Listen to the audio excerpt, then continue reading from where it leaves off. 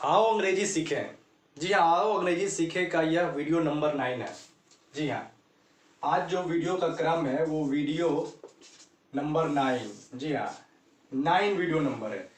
Video number 8, video number 7, video number 6 में उससे पहले मैंने जो बताया था वो आपको पार्ट्स ऑफ स्पीच के बारे में बताया था, और उसमें जो नाउन के बारे में विस्तृत रूप से बताया था। नाउन क्या है, नाउन कितने प्रकार के होते हैं, ये सभी बातें बताया।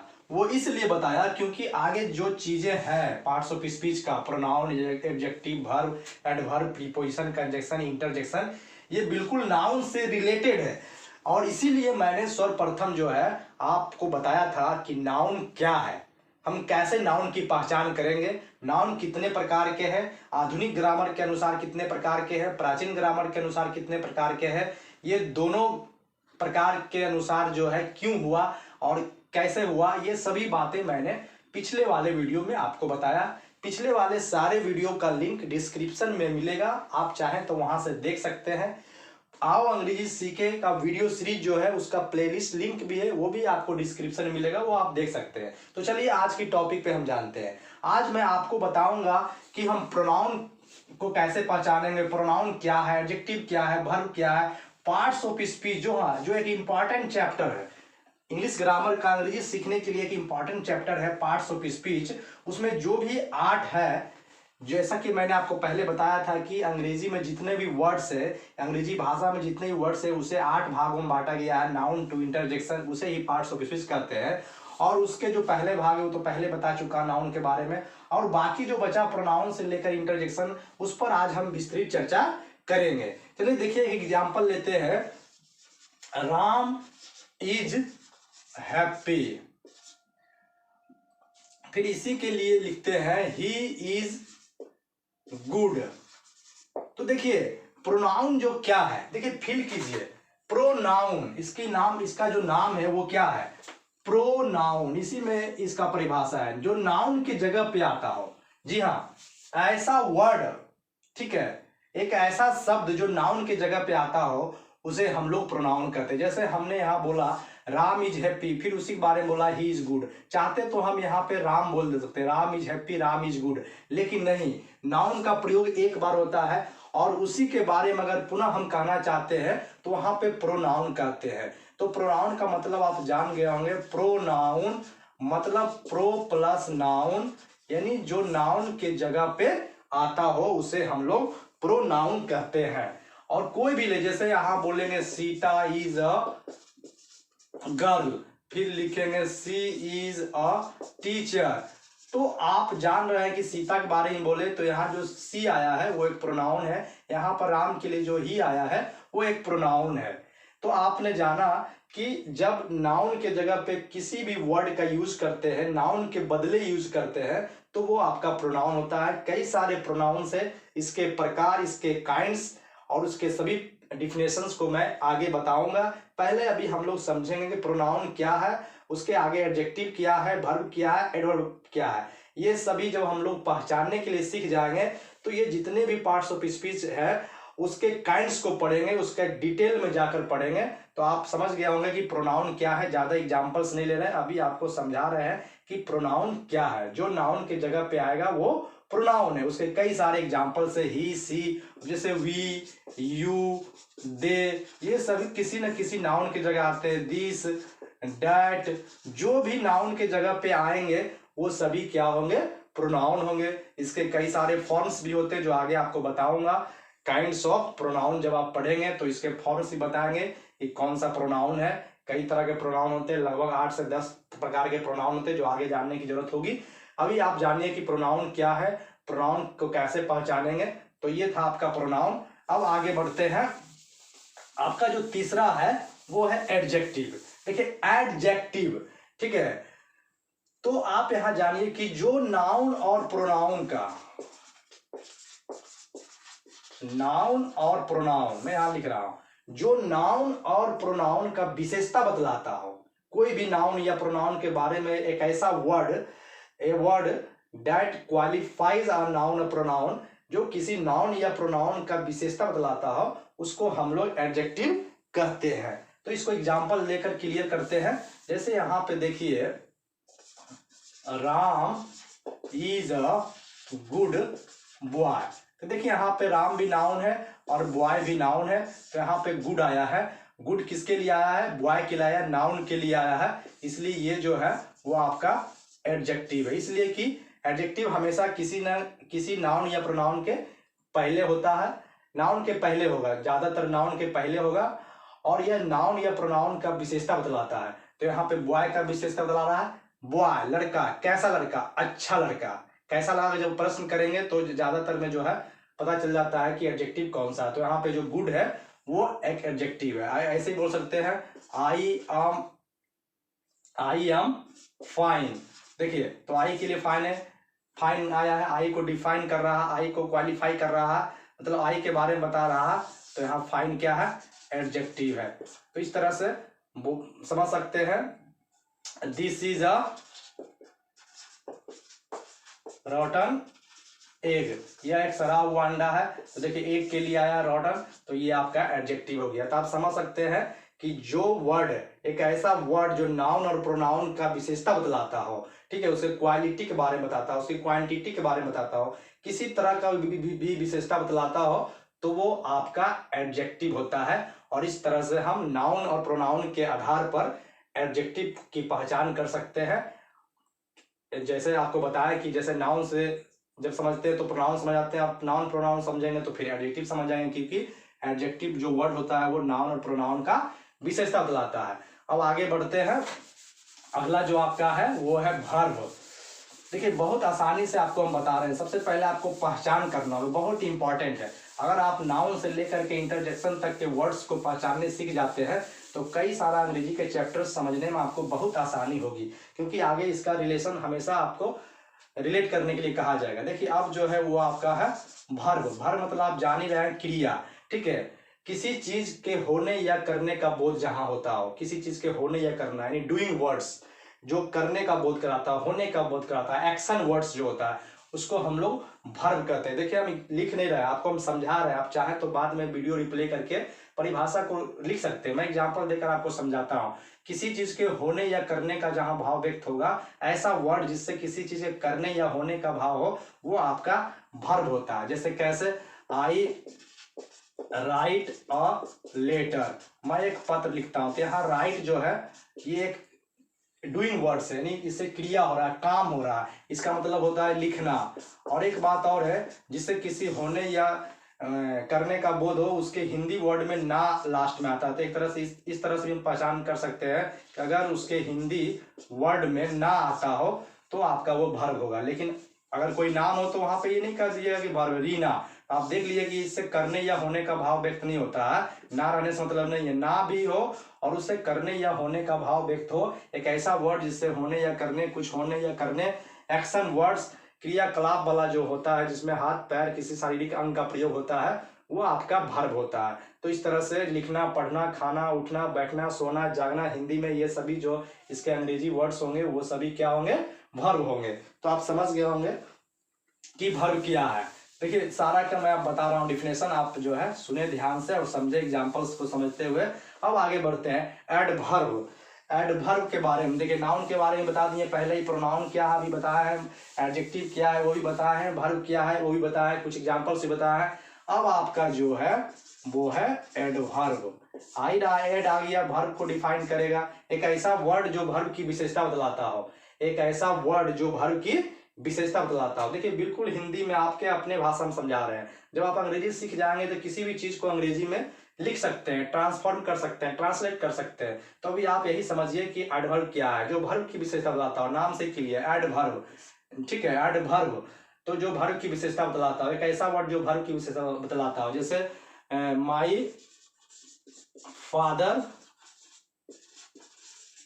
वॉक्स स्लोली, ठीक है, मेरे पिताजी धीरे धीरे चलते हैं। देखिए यहाँ वॉक जो है मतलब चलना या टहलना हुआ। तो आपको जस्ट पहले बताया कि वर्ब क्या होता है, क्रिया क्या होता है, जिससे किसी होने या करने का बोध हो, जिसमें किसी शारीरिक अंग का प्रयोग होता हो और हिंदी के वर्ड में अंत में ना हो, तो आप समझ जाइए क्या है, क्रिया है, वर्ब है। तो कैसे टहलता है? स्लोली, धीरे धीरे। तो इसका कनेक्शन किससे है? वर्ब से है। तो धीरे धीरे, तेजी से, स्लोली, फास्ट, ठीक है, वेल, ये सब जो होता है कई सारे वर्ड्स है जो किसी ना किसी वर्ब को क्वालिफाई करता है, डिफाइन करता है, उसके बारे में बताता है, उसकी विशेषता बतलाता हो। तो ऐसे जितने भी वर्ड्स होंगे जो वर्ब की विशेषता बतलाते हो, वर्ब को क्वालिफाई करता हो, तो वो आपके एडवर्ब होंगे। ठीक है, तो आप समझ गए होंगे। कुछ एग्जांपल्स दे रहे हैं, उसके डिफिनेशन दे रहे हैं। देखिए अभी मैंने बताया कि एडवर्ब मतलब एडवर्ब में वर्ब आया तो वर्ब की विशेषता बतलाता है, लेकिन ऐसा नहीं है। एडवर्ब सिर्फ वर्ब की विशेषता नहीं बतलाता। देखिए आगे हम समझेंगे। एडवर्ब एडजेक्टिव की भी विशेषता बतलाता है। जो एडजेक्टिव होते हैं, एडजेक्टिव्स जो थोड़ा देर पहले मैंने आपको बताया, उसकी भी विशेषता एडवर्ब बताते हैं। शुरू में मैंने इसलिए नहीं बताया क्योंकि इस नाम में है एडवर्ब, यानी वर्ब जो है वर्ब को जो एडजेक्टिफाई करता हो, मतलब विशेषता बतलाता हो। तो नाम में तो है एडवर्ब, लेकिन एडजेक्टिव नहीं है। लेकिन आपको ये समझना है कि वैसा वर्ड जो वर्ब प्लस एडजेक्टिव दोनों की विशेषता बतलाता हो, दोनों को क्वालिफाई करता हो, वो आपका एडवर्ब होता है। तो मैंने वर्ब से संबंधित तो एग्जांपल दे दिया, slowly, fast, well, carefully. Carefully भी एक एडवर्ब है जिसमें वर्ब आता है, जैसे ही राइट्स केयरफुल्ली। एग्जांपल लीजिए, ही राइट्स केयरफुल्ली, वह ध्यानपूर्वक लिखता है। तो यहाँ वर्ब की विशेषता बतलाता है। लेकिन कुछ एग्जांपल्स है जो एडजेक्टिव, बहुत सारे एडजेक्टिव जो होते हैं वो उसकी विशेषता जो है बतलाता है वैसा वर्ड जो वर्ड एडजेक्टिव की विशेषता बतलाता है। जैसे देखिए आइए बताते हैं, ही इज वेरी गुड। तो देखिए वह प्रोनाउन है, इसका विशेषता गुड बतलाया, और गुड का विशेषता वेरी बतलाया। वेरी मतलब वह अच्छा है, कितना अच्छा है, बहुत अच्छा। तो यहाँ पे आपका जो वेरी है वो आपका एडवर्ब है। और भी एग्जांपल हो सकते हैं, जैसे the crop is almost ripe, ऐसे हो सकता है the CROP, crop is almost ripe. Ripe मतलब पका होता है, फसल जो है पका हुआ, ऑलमोस्ट मतलब लगभग पका हुआ, करीब करीब पका हुआ। तो आपका जो ये ऑलमोस्ट है वो भी एडवर्ब होगा। तो कहने का मतलब ये हुआ कि वैसा वर्ड जो वर्ब और एडजेक्टिव दोनों को एडजेक्टिफाई करता हो, मतलब विशेषता बतलाता हो, उसको डिफाइन करता हो, उसके बारे में बताता हो, तो वैसे सभी वर्ड्स एडवर्ब होंगे। मतलब एडवर्ब जो होते हैं वो वर्ब की भी विशेषता बतलाता है और एडजेक्टिव्स की बतलाता है। और एग्जांपल लेंगे, जैसे मान लीजिए the tea is too hot, the tea is too hot. देखिए चाय नाउन है, नाउन की विशेषता हॉट बतला रहा, हॉट का विशेषता टू बतला रहा। तो टू यहाँ पे एक एडवर्ब है क्योंकि ये एडजेक्टिव की विशेषता बतला रहा। तो कहने का मतलब ये हुआ कि चाय आवश्यकता से अधिक गर्म है, अत्यधिक गर्म है, जितना होना चाहिए उससे ज्यादा गर्म है, पीने लायक नहीं है। इसका मतलब ये होता है टू का मतलब। तो टू यहाँ पे एडवर्ब है। और भी आप एडजेक्टिव लेंगे जो जिसकी विशेषता जो वर्ड बतलाएगा वो एडवर्ब हो जाएगा। देखिए और भी सोच करके आपको इस तरह से लेना है। जैसे आप समझ लीजिए कि राम इज क्वाइट रॉन्ग। जी जी, देखिए यहाँ लिखिए राम इज क्वाइट रॉन्ग। तो आप समझ लीजिए राम बिल्कुल गलत है। तो रॉन्ग एडजेक्टिव है, नाम के बारे में बता रहा, नाउन के बारे में, जो नाउन के बारे में बताता है वो एडजेक्टिव होता है। नाउन या प्रोनाउन के बारे में जो बताता है मैंने पहले ही बताया। और रॉन्ग के बारे में बता रहा है बिल्कुल रॉन्ग है, तो यहाँ क्वाइट जो है वो आपका एडवर्ब है। तो देखिए कई सारे एग्जांपल्स देके मैंने आपको बताया कि एडवर्ब जो वर्ड्स होते हैं वो एडजेक्टिव प्लस वर्ब दोनों की विशेषता बतलाते हैं। तो ऐसे सभी वर्ड्स जो होंगे वो एडवर्ब होगा, आपको ध्यान रखना होगा। तो देखिए आपको मैं अभी इसका बेस दे रहा हूँ, नाउन से लेकर के इंटरजेक्शन का जो डिफिनेशंस होता है रियल वे में अनुभव करते हुए वो मैं बता रहा हूँ। जब इसके प्रकार मैं बताऊंगा तो पुनः इसके डिफिनेशंस को रिपीट करूंगा और इसके जितने भी काइंड्स होंगे, प्रकार होंगे, सब पे सेंटेंस के एग्जांपल्स देते हुए आपको मैं क्लियर करते जाऊंगा। जो क्लियर होता है कॉन्सेप्ट वाइज क्लियर, वो मैं करते जाऊंगा। व्हाइट बोर्ड पे लिखा है कि कैसे हम समझेंगे कि वो वर्ब्स है या नहीं। जनरली वर्ब्स जो होते हैं, एडवर्ब्स जो होते हैं वो वर्ब्स के बाद आते हैं। आगे मैं सबका पोजीशन ही बताऊंगा कि एडजेक्टिव का पोजीशन क्या होता है। जैसे अभी बताया मैंने कि एडजेक्टिव का पोजीशन नाउन के जस्ट पहले होता है, वर्ब का पोजीशन क्या होगा, एडवर्ब का पोजीशन क्या होगा, ये सभी आपके वाक्य में होंगे। वाक्य का मतलब जब सेंटेंस का आप स्ट्रक्चर समझेंगे तो आपको बताया जाएगा कि जो पार्ट्स ऑफ स्पीच है, जो नाउन से इंटरजेक्शन तक है, इसका सेंटेंस में पोजीशन क्या है, इसका फिक्स पोजीशन क्या है, कहाँ कहाँ ये चेंजेबल है, कहाँ कहाँ ये जा सकता है, कहाँ कहाँ ये अपना अर्थ व्यक्त करता है, कहाँ कहाँ ये अपना अर्थ को अनर्थ कर देता है। तो ये सभी बातें आपको आगे बताऊंगा। अभी आप समझिए नाउन क्या है, नाउन की पहचान कैसे करेंगे, प्रोनाउन क्या है, प्रोनाउन की पहचान कैसे करेंगे, एडजेक्टिव क्या है, एडजेक्टिव की पहचान कैसे करेंगे, वर्ब क्या है, वर्ब की पहचान कैसे करेंगे, एडवर्ब क्या है, एडवर्ब की पहचान कैसे करेंगे। चलिए 5 तक जो है अभी हमने बताया। अब आगे बढ़ते हैं, आते हैं इंपॉर्टेंट पे, जिसको समझना बहुत जरूरी है। देखिए आगे मैं इसका सारा बता चुका हूँ, नाउन मतलब हिंदी में क्या होता है, संज्ञा, प्रोनाउन मतलब क्या होता है हिंदी में, सर्वनाम पिछले वाले वीडियो में मैंने बता दिया है।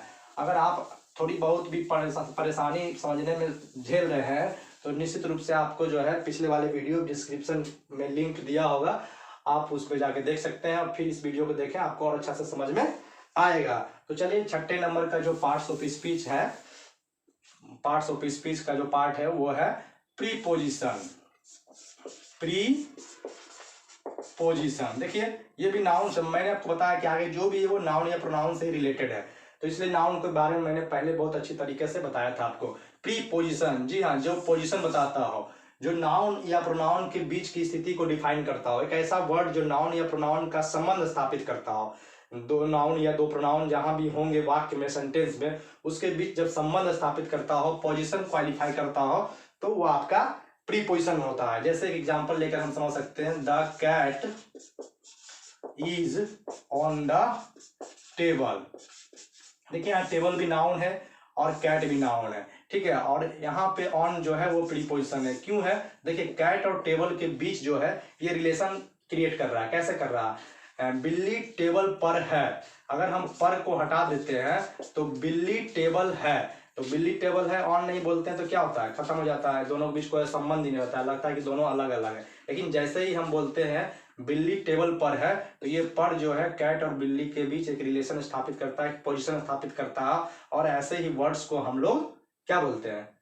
प्रीपोजिशन बोलते हैं, जो नाउन या प्रोनाउन के बीच संबंध स्थापित करता हो, पोजीशन क्वालिफाई करता हो। जैसे माई ब्रदर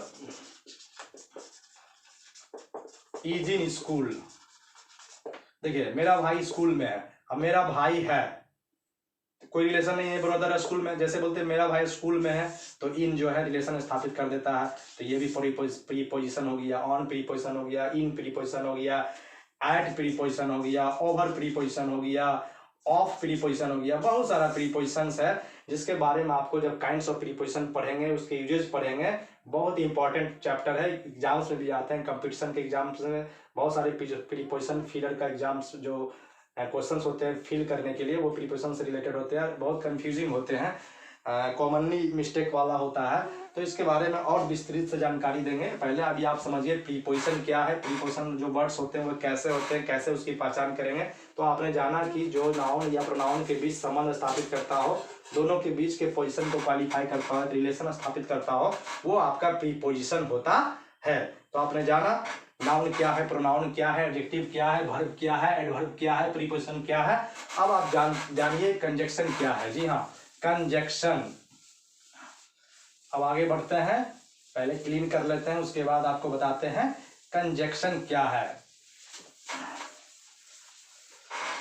कंजक्शन देखिए आपको हम एकदम सिलसिलेवार ढंग से पढ़ा रहे हैं, आगे प्रैक्टिस सेट भी प्रोवाइड करेंगे, क्योंकि पहले आपको जो है एक बेस क्रिएट करना है, और ये सभी बेस से रिलेटेड जो आगे क्वेश्चन समझने में, आपको जो क्वेश्चन हम सॉल्व करेंगे प्रैक्टिस सेट का, उसको समझने में आसानी होगा, इसलिए जरूरी है।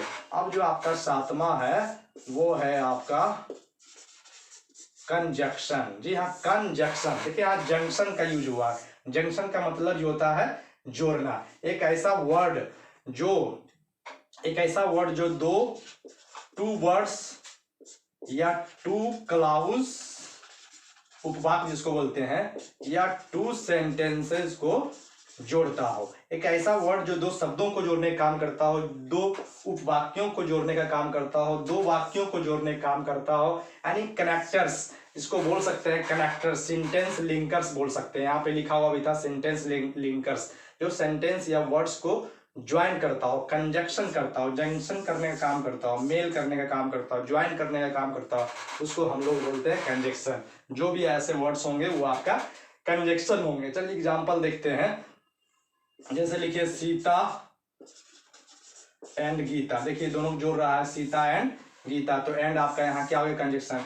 इसी को अगर हम और भी लिखेंगे, दूसरा example, I wrote WROT, I wrote a letter and sent it to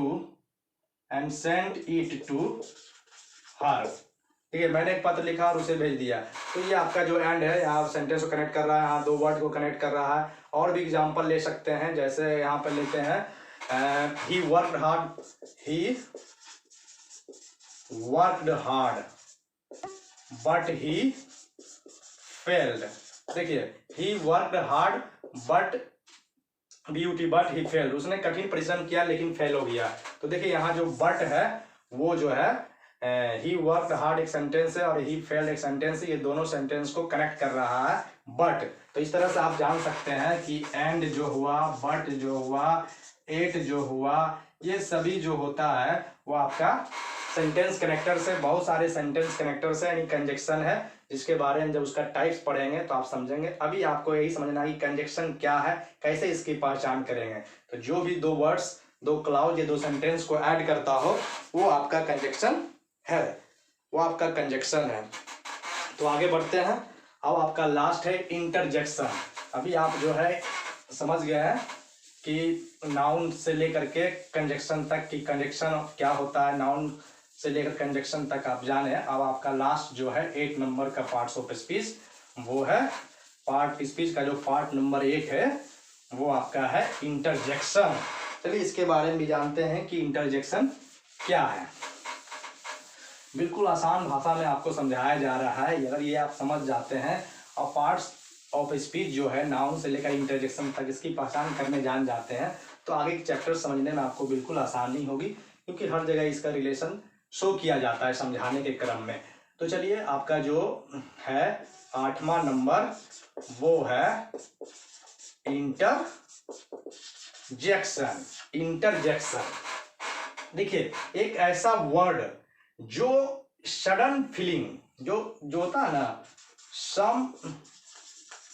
sudden मतलब दिमाग का जो होता है, कोई भावना को व्यक्त करता हो, जैसे सडन फीलिंग्स हो गया, FEELINGS फीलिंग्स, या फिर आपका जो है इमोशंस हो गया, या फिर आपका जो है ये सब जो है आपके माइंड का जो होता है थिंकिंग, ठीक है, किसी तरह का दिमागी फीलिंग्स, भावना व्यक्त करने वाला जो वर्ड होगा वो आपका इंटरजेक्शन होगा। यानी आप इसको ऐसे ही बोल सकते हैं, a word that expresses some sudden feelings और इमोशन ऑफ द माइंड, वो ये सभी वर्ड्स जो होंगे वो आपका इंटरजेक्शन होंगे। जैसे एक लेते हैं, ओह व्हाट ए सेम, देखिए ये दिमाग के इमोशंस को शो कर रहा है और यहाँ पे ओह जो है वो प्रीपोजिशन इंटरजेक्शन है, इसलिए है। और इसका पहचान करने भी जो भी वर्ड प्रीपोजिशन होते हैं उसमें एक्सक्लामेशन साइन होता है इंटरजेक्शन में, इस तरह का साइन होता है, साइन ऑफ एक्सक्लामेशन, उसकी पहचान कर सकते हैं। तो आपका ये बहुत सिंपल है, ओह, अलाश, हुर्रा, यानी ऐसा वर्ड जिससे कभी दुख का भाव व्यक्त हो, कभी सुख का भाव व्यक्त हो, कभी खुशी का भाव व्यक्त हो, कभी उत्तेजना का भाव व्यक्त हो, दिमाग के किसी तरह के भाव व्यक्त करने वाला जो वर्ड होगा वो आपका इंटरजेक्शन होगा। तो इस तरह से आपने जाना पार्ट्स ऑफ स्पीच के बारे में। नाउन के बारे में पहले विस्तृत रूप से बताया गया था पहले वाले वीडियो में, और अभी मैंने आपको प्रोनाउन से लेकर के इंटरजेक्शन तक बताया है कि उसकी परिभाषा क्या है, उसकी पहचान कैसे करेंगे। एक दो एग्जाम्पल देकर आपको समझाने की कोशिश किया। आप इस आधार पर नाउन से लेकर इंटरजेक्शन तक के जो वर्ड्स होते हैं, जो आपके स्पीच में, जो आपके बुक्स में लिखे होंगे या आपके क्वेश्चंस में लिखे होंगे, आप उसकी पहचान करेंगे। आपको बहुत जल्द एक्सरसाइज भी दिया जाएगा, एक्सरसाइज भी करवा दिया जाएगा। बहुत सारे सेंटेंस लिखे होंगे, उसमें आप पहचान करेंगे कि कौन से नाउन है, कौन प्रोनाउन है। जो सेंटेंस लिखे होंगे उसमें आपको पहचानना है, और आप खुद भी इसका अभ्यास करें और अपना वर्ड पावर बढ़ाएं, ज़्यादा से ज़्यादा वर्ड पावर बढ़ाएं। और देखिए आपका जो प्रीपोजिशन है वो भी लिमिटेड में होता है, लिमिटेड नंबर में, और कंजक्शन भी लिमिटेड, इंटरजेक्शन भी लिमिटेड, प्रोनाउन भी लिमिटेड, लेकिन आपका एडजेक्टिव, वर्ब और एडवर्ब जो है ये अनलिमिटेड है, बहुत सारा है। इसको याद करने की आवश्यकता होती है, इसके प्रकार भी है, काइंड्स भी है, जो आगे आपको बताया जाएगा। तो आज ने आज जो आप जाने वो बिल्कुल इम्पोर्टेंट है। आज वीडियो नंबर 9 था, वीडियो नंबर 8 तक बहुत सारी चीज़ें बताया गया है। अगर अभी तक आप लोगों ने नहीं देखा है तो बिल्कुल शुरू से देखें और समझें।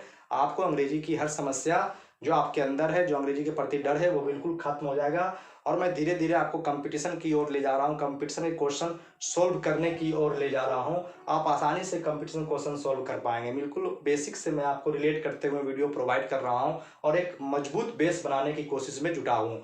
और आज आप ये जो जाने बिल्कुल इंपॉर्टेंट है। आगे के वीडियो में आप जानेंगे प्रोनाउन कितने प्रकार के होते हैं, उसका क्या यूजेज है, कैसे हम सेंटेंस बनाने क्रम में सही प्रोनाउन का प्रयोग करेंगे, उसके सही फॉर्म्स का प्रयोग करेंगे। ये सभी चीज़ें आपको आगे बताया जाएगा जो आपके जानने के लिए ज़रूरत है, जो आपका वीडियो सीरीज होना चाहिए, नॉलेज सीरीज होना चाहिए, लर्निंग सीरीज होना चाहिए, उससे संबंधित चीज़ें मैं आपको बताता हूँ। तो चलिए आज के लिए इतना ही, मिलते हैं अगले वीडियो में फिर से।